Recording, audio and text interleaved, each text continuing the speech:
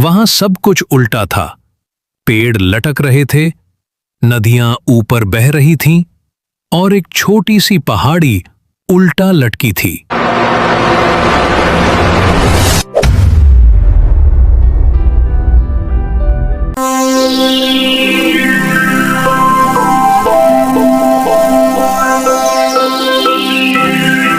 एक छोटी सी गांव में पहाड़ों के बीच एक प्यारी सी लड़की रहती थी, मीरा।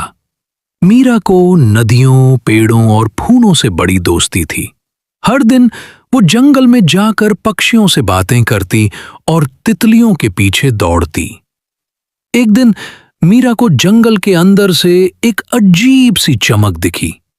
जब वो उस चमक के पास पहुंची तो देखा एक छोटी सी परी पत्थर पर बैठी रो रही थी। तुम कौन हो? मीरा ने प्यार से पूछा।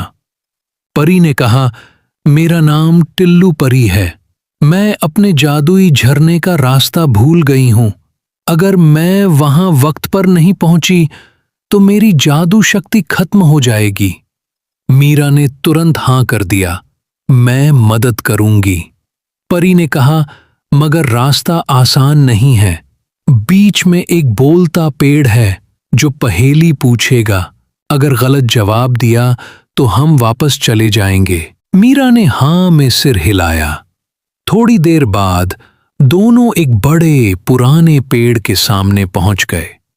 पेड़ ने आंखें खोलीं और बोला, ना मैं जीता हूं, ना मैं मरा हूं, ना मेरा घर जमीन पे, ना आसमान में।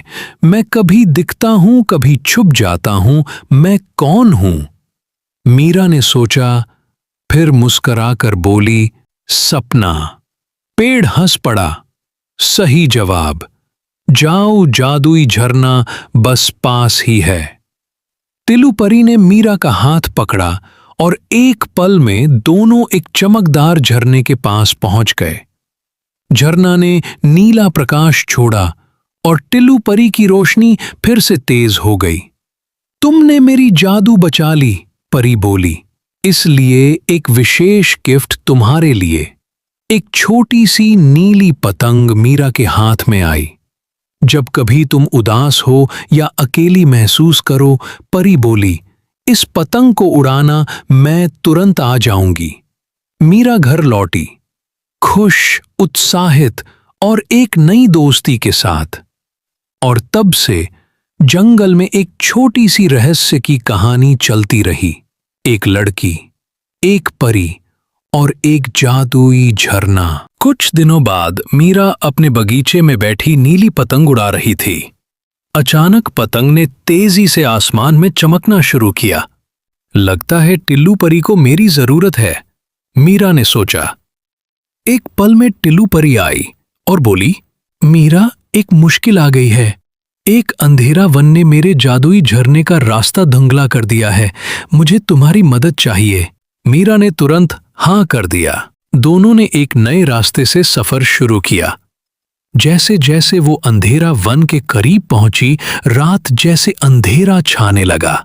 हर तरफ अजीब आवाजें आ रही थीं, जैसे कोई फुसफुसा रहा हो।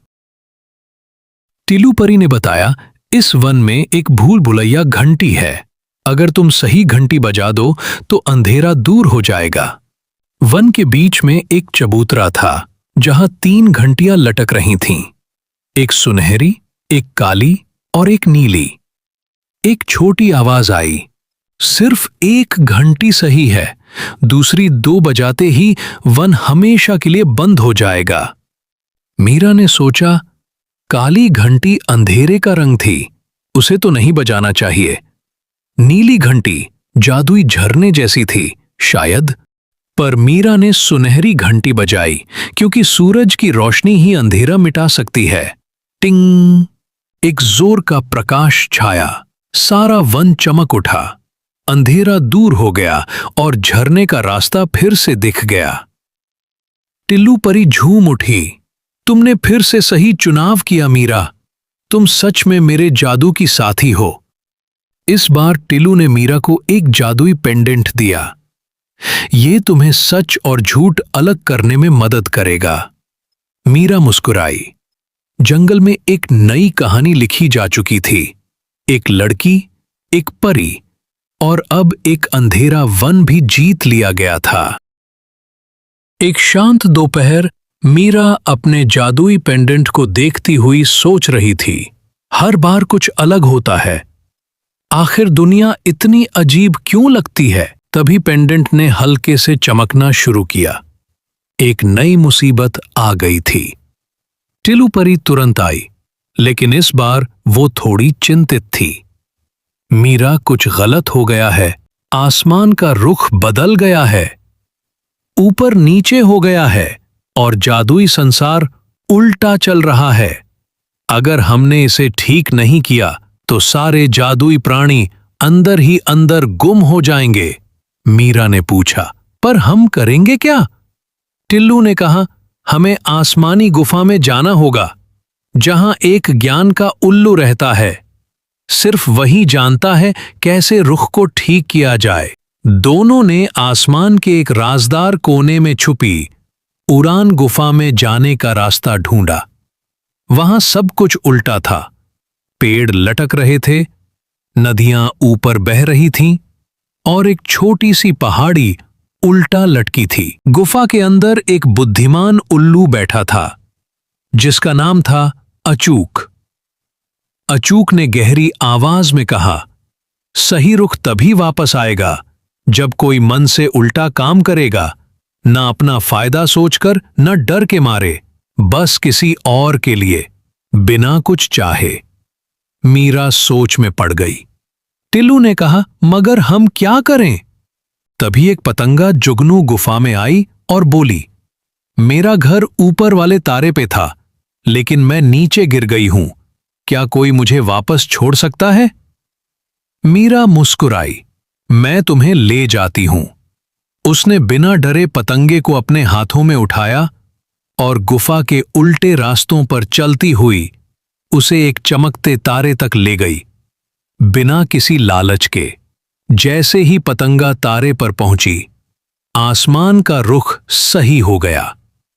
पेड़ अपनी जगह आ गए, नदियां नीचे बहने लगीं और जादुई संसार फिर से ठीक हो गया। टिल्लू खुशी से बोली, मीरा, तुम सिर्फ मेरी मददगार नहीं हो, तुम जादुई संसार की रक्षक हो। उल्लू अचूक ने मीरा को एक खास पंख दिया